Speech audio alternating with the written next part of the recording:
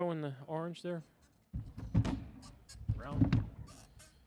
Yeah, Joe Masato, the Oklahoman. Shai, from the beginning of the rebuild to now, you and Sam always seem to be sort of on the same page with what the plan was. Can you just explain maybe how that level of understanding between you guys got your team here? Honest and upfront with me from day one. I think that helped our relationship right away. You don't get that very often, especially that early. He seemed like a guy I can trust, and he's been that, and I just try to be the same back to him. Nothing more than just two guys with good character, trusting each other, and have one common goal in mind. Over here, standing on the left. Jared McCain, I'm the NBA player correspondent. I'm big into the mental side of basketball, of sports, of life, and visualization, meditation, and stuff I do every day. And I just want to know, what do you do on the mental side of it to stay prepared, stay focused in these high-pressure situations? Good question. I completely plug out. I turn my TV off so there's no basketball highlights going. I don't watch basketball. I just spend time with my family, my friends, and I try to remove myself completely from basketball because it just consumes so much of my life and my day.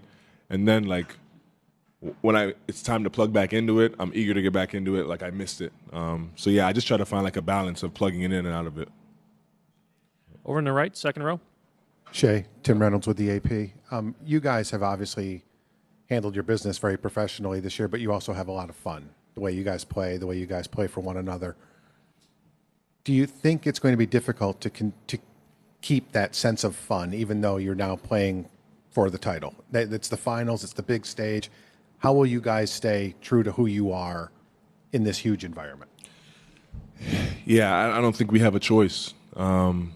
Staying true to who we are is the reason why we're here, and we'd be doing ourselves a disservice if we changed or tried to be something we're not. Once we got here, we've had success doing so, and if we want to keep having success, we have to be who we are. And it's organic, so it's nothing we have to think about or force. It just is who we are, no matter the moment. Michael up front. Shai, Michael Grange from Rogers Sportsnet. Congratulations on the MVP. Thank you.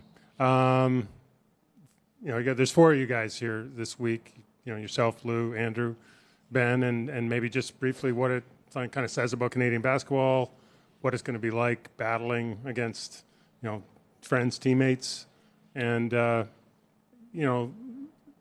just when you look at your season and Steve Nash's legacy, where do you think what you've done builds on that?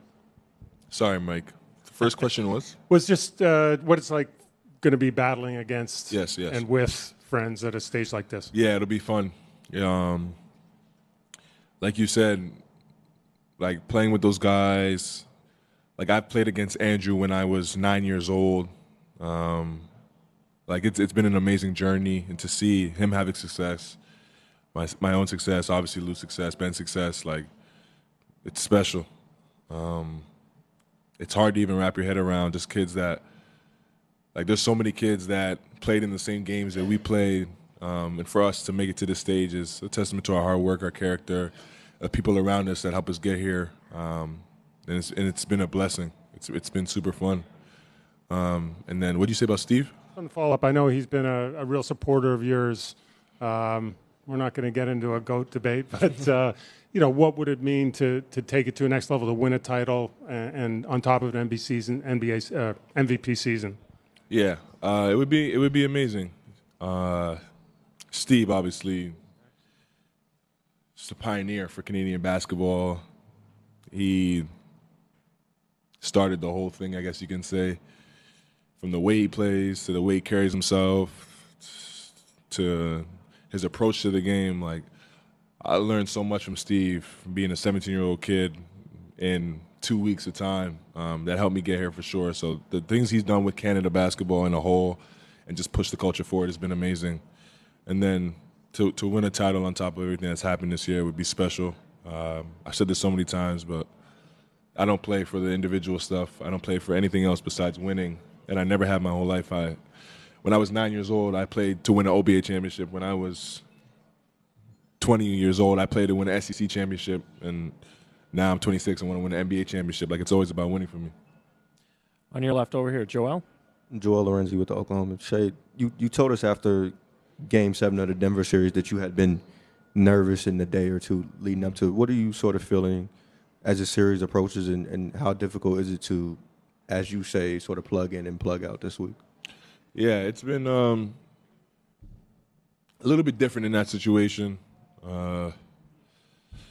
Situation I've never been in before, obviously, but it's been fun. As these playoffs go on, you get better in controlling the situations, controlling your emotions. You understand what's coming, but it's been fun. Like, the opportunities here. It's been a long week to wait.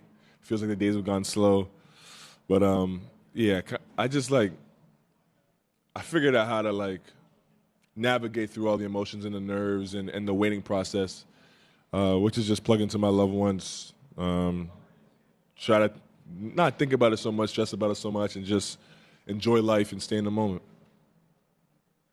Fourth row on the right, Vinny. Shai, Vince Goodwill, Yahoo Sports. You guys have had a historic season so far, 68 wins, the double-digit wins, the road to the finals. Have you had a moment to reflect on being on the doorstep of history in this time since the conference finals have ended? There's a lot of idle time, a lot of time to sit with your thoughts. Do you have a chance to even appreciate getting here, appreciate how dominant this team has been this season? Honestly, not really. I've been so focused on just game one,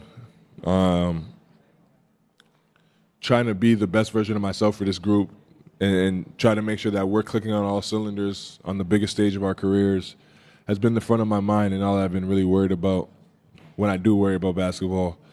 So yeah, to answer your question, I haven't really taken the time to look back, see all the things we've done, but I will when it's all over for sure. Dan, last question here on the left side. Jay, Dan Devine, Yahoo Sports. You guys have faced some fantastic offenses in your road through the Western Conference. Now you deal with the Pacers. What makes them different? What kind of challenges do they pose that are maybe a little bit different from what you've seen so far? Yeah, like you said, every team has their strengths and their weaknesses. They're a very fast team. I think, above all, they understand how they're playing. And they're very stubborn in their approach, and they kind of grind you with the way they play, and they wear you down. And you don't get here without being a really good team on both ends, and they're that. We know that coming into the game.